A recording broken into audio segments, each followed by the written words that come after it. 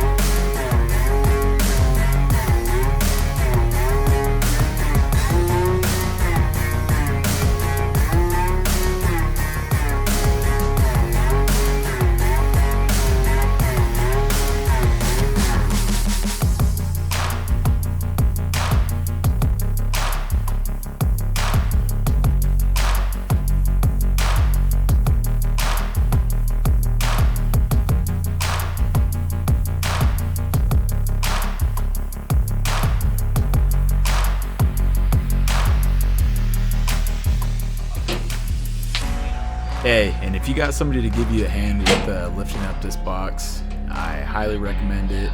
I was able to lift it, obviously, but the situation got a little sketchy at times.